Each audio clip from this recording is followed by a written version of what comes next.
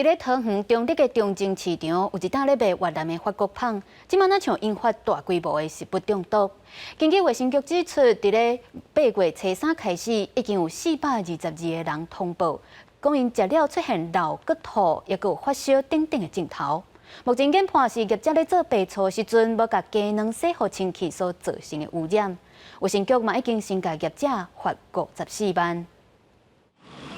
桃园越南法国面包打食物中毒案受害民众一直增加，卫生局初6早起，搁在前往打商准备食材场所进行稽查，结果发现业者好亲像进前伫做2人上进前，无甲鸡卵洗好清气，才会引起民众食物中毒。目前有4个民众验出3是杆菌。计算摊商资历及本案影响人数，处业者新台币54万元罚锾。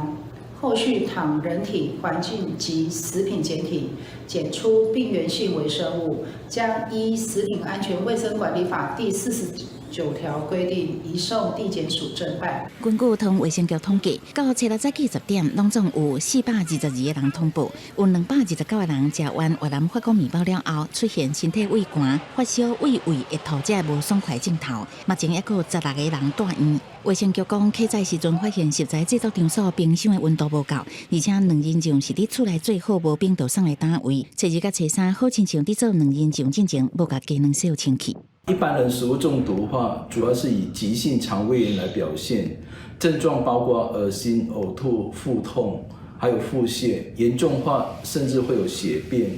还有发高烧情况。卫生局已经采集人体食品也甲环境检体，拢总21件送验调查，检验结果上紧后礼拜公布。同时启动东南亚即食食品的稽查专案，全面稽查桃园市打商的食品安全，确保民众食安无问题。记者综合报道。